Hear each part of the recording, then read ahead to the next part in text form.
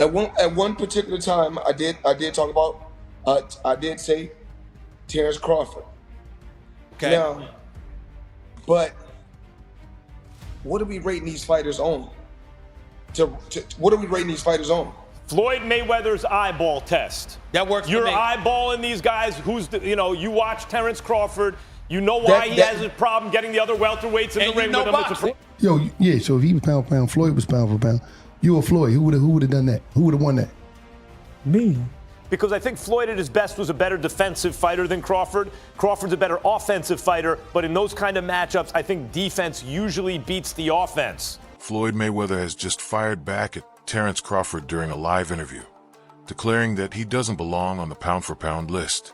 Yet on the other side, Stephen A. Smith doubled down, calling Crawford the best fighter alive, the real pound-for-pound king. And in the four-belt era, he's already proven it by rising to undisputed world champion status. Terence Crawford is the best fighter on the planet. Pound for pound, he's that dude. In this four-belt era. Moreover, Oscar de la Hoya admitted that Floyd Mayweather is the best trainer he has ever worked with. And if Mayweather ever stepped into the ring with Terence Crawford, he believes Floyd would revive his style, reinvent himself, and emerge as a new fighter. Proof of just how great Mayweather truly is. Floyd, for me, is the best trainer I've ever had in my life. He would revitalize his style. He would make him a new fighter. That's how great Floyd is. However, Max Kellerman explained that at his absolute best, Floyd Mayweather stood as the superior defensive fighter when compared to Terence Crawford, while Crawford brought more fire on the offensive end. But in matchups like these, Kellerman noted, it's usually defense that finds a way to prevail over offense. Because I think Floyd at his best was a better defensive fighter than Crawford. Crawford's a better offensive fighter, but in those kind of matchups, I think defense usually beats the offense. Furthermore, Robert Garcia stated that while Terence Crawford made history by becoming undisputed in a true prime-for-prime showdown, he would still lean toward either Floyd Mayweather or Manny Pacquiao, though he firmly ranks Crawford among the all-time greats. Mayweather never became undisputed. He's a 5-division champion, but never became undisputed. Never really followed that unification, stuff like that. So I think when it comes to accomplishments, I think he's already done more. In a fight, I probably still pick Mayweather. Both in the prime, I would probably pick Mayweather to win. Just like I would probably pick Pacquiao to win, both in the prime. Ooh, to beat Crawford. Yeah, I think so. Prime for prime? Nice. Yeah. But is Crawford one of the greatest of all time? 100%. Definitely he is. Danny Garcia added that since Mayweather is nearly a decade older than Crawford, a truly competitive fight would no longer be reasonable. However, he believes an exhibition bout between them would be wild to watch, and actually a fitting idea for the fans. It'd be hard. I mean, they're not that separated in age, right? I think Terence is 38. I think Floyd, I am not sure he's either 10 years older or 12 years older. I don't know if he's 48 or 50. Yeah, I don't think we're going to get the best Floyd, so I don't think it makes sense. Exhibition would be crazy, actually. Yeah, I think that makes sense. Exhibition would be crazy, actually. Yeah, I think that'll make a lot of sense. Errol Spence Jr. explained that Floyd Mayweather's clever ring strategies and legendary skill set place him on another level, which is why he considers Floyd one of the greatest fighters in boxing history. It's a little different because, Floyd's just different. I feel like he's the best fighter. I don't know about all time. He might be the best fighter all time. If not, he's close, 2-3, and not by far.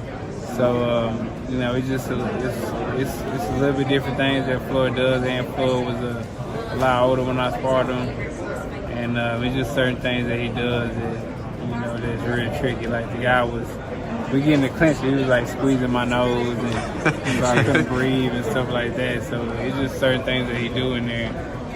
Just veteran stuff, just veteran all-time type stuff he was doing when I was part of it. He also added that even though a showdown between Crawford and Mayweather could only exist in imagination, Floyd's psychological edge separates him from everyone else, making him unmatched in that area. Like Floyd would beat Crawford, would you think? I know that's just a fantasy matchup. Man, I don't know. I'm reaching, I you know. don't get into all that. Yeah. I don't know who went out. Sugar Ray Robinson and Floyd. You know. I don't know, man. But for Floyd was the best work, just like mental games, everything. Oh yeah, mentally, he by far, I feel like he's the best. He's the best mentally. Coach Bernie stated that if Floyd Mayweather and Terence Crawford met in their primes, Floyd would come out on top by breaking Crawford down with precise jabs, clean hooks, punishing shots to the body, and airtight defense, eventually taking over the fight in the later rounds. Floyd, just hypothetically speaking, just looking at, two fighters, you got Floyd and you got Crawford in their prime. Who you picking? Can we all give an opinion on that? Yeah, you want to? Yeah, I got an opinion on that too. Coach, what you think? I'm listening to you, Rep. Floyd versus a prime Mayweather. We can go Pretty Boy. We can go Money May versus Terence Crawford in his prime. Who we got? I think Money Mayweather shut Crawford down. He would have bored him to sleep like he do these fighters. Yeah. He would have jabbed him, hooked him, stick him in the body. You know what I'm saying? And then when the fighters swing back, Floyd nowhere to be found. So mentally, they're draining. Yeah. And about the 6th or 7th round, that's when you start picking up, putting the combination together. Money. MMA analyst Luke Thomas noted that Terence Crawford's rise came later in his career, but he views him as one of the sharpest defensive fighters of all time, with the unique ability to track down and neutralize opponents no matter where they move inside the ring. The problem with Bud's career, right? It bloomed kind of late. I find Bud to be as defensively sound as I've ever seen a fighter. He can find you. There's nowhere to hide with him. Like Floyd, he has such control over the terms in there. Ryan Clark said that Floyd Mayweather was the standout fighter of his generation, consistently embarrassing rivals with unmatched technique and mental toughness. To him, Floyd became the true symbol of dominance throughout the 2000s, setting a standard that defined an entire era of boxing. Here's why I say that. Bud is extremely skilled, right?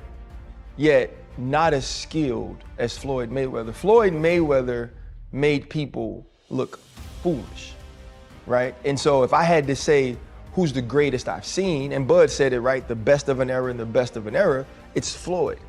But when I watched Bud against Canelo, there was this extreme skill on display, and there was a level of crazy that's different. There was a level of, and Floyd's extremely tough. Go back to Shane Mosley and the 2 punches he landed early in the fight and the way that he embarrassed him. I'm not saying that Floyd's not tough, Floyd's not a bad man, but there was domination inside that ring we saw this weekend. He went on to say that Terence Crawford has now proven his own greatness by decisively beating stars like Errol Spence and Canelo Alvarez. For Clark, those wins not only highlight Crawford's elite skill set, but also his willingness to take risks, proving his courage and cementing him as one of the true pound-for-pound kings of this era. There's no fear in him in the way that he's attacked gaining notoriety. Bud's been the baddest man for 12 years. But no one gave him credit because he didn't go tell you he was the baddest man. He didn't market that. He just went out and fought and beat people and knocked people out. So he had to move up and take the bigger fights and the better fights. And he was Errol Spence. We realized just how great he was. Canelo cemented him on what is the two-headed monster that marks the greatest of the 2000s. Floyd Mayweather is on that. And Bud Crawford is right next to him. I don't think we have to pick on who's better. I think they both dominated their era. Max Kellerman added that although Floyd's resume is far deeper, packed with global names and historic events, Terence Crawford has shown a greater willingness to face anyone put in front of him. Kellerman noted that it's wild, because while Floyd's list of opponents is longer and more decorated, Crawford's decisiveness in every fight makes him just as compelling, if not more dangerous, in a pound-for-pound sense. Wild, because if you look at Floyd's resume, it's much deeper than Crawford's. And Floyd was faster and he had a better defense and all that stuff. But Floyd picked and chose when he fought guys, especially once he left lightweight. He wiped out the junior lights, bring him. Lightweight, he jumps up to Jose Luis Castillo first thing. A lot of people think he lost the first fight, I didn't, but then he won the rematch. But once he left lightweight, he was careful about when he fought guys. So even though his resume is deeper with names, people remember, yeah, but he didn't want it with certain dudes at certain times.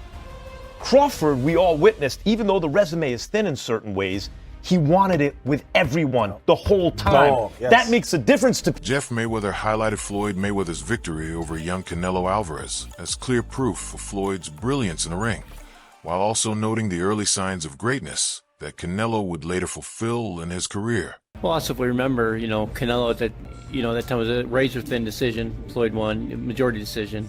C.J. Ross had it with what a lot of people had as a draw. And then the other two judges scored it for Floyd, of course. And that was a Floyd at the top of his game with a very green Canelo with very little experience, and he still took him, into deep waters. So.